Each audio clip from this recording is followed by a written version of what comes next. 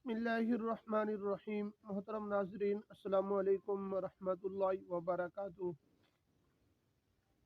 नाजरीन, आज की वीडियो के अंदर मैं आपके सामने ख्वाब की ताबीर जिक्र करने वाला हूँ।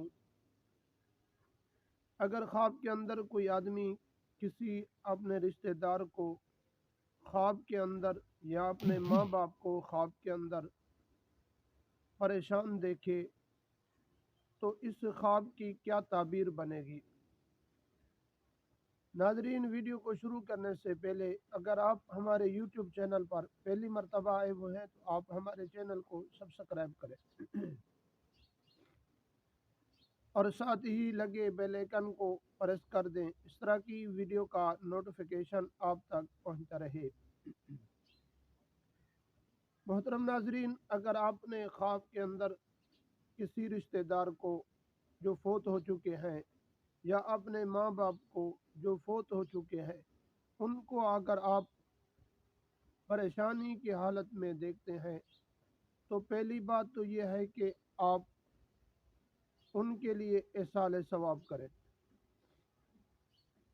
और दूसरी बात यह है कि अगर उन पर कोई कर्जा वगैरह है उसको अदा करने की कोशिश करें, और अगर वो कर्जा अदा नहीं हो सकता तो उस कर्जे को माफ़ी की सूरत में ले आए।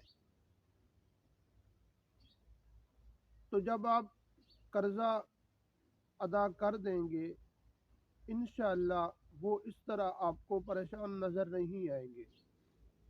अगर कर्जा वगैरह नहीं है, वो परेशान रहते हैं, आप हर वक्त उनको ख्वाब में परेशान देखते हैं, तो आप एसाले सवाब करने की ज़रूर कोशिश करें।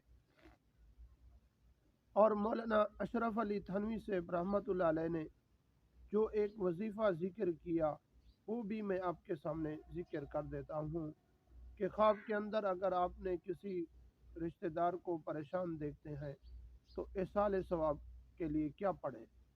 आप रोज़ाना सूरत यासीन दिन में एक मरतबा और मगरिब के बाद भी एक मरतबा पढ़कर एसाले सवाब करें।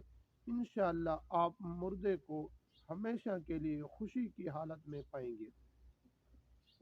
और इसाले सवाब करने का तरीका कार क्या है और किस तरह इसाले सवाब करना चाहिए। आपने जब इसाले सवाब करना है तो हज़रत आदम अलैहिस्सलाम से लेकर तमाम अम्बिया अलैहिमुस्सलाम तक इसका सवाब पहुँचाना है।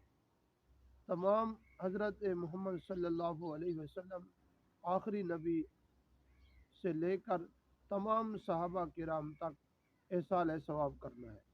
फिर आपने तमाम रिश्तेदारों के लिए इसाले सवाब, फिर जो आदमी आपके ख्वाब में आता है उसके लिए इसाले सवाब करें। इंशाअल्लाह चंद ही दिनों के अंदर आप उनकी परेशानी को ख़त्म ही पाएंगे।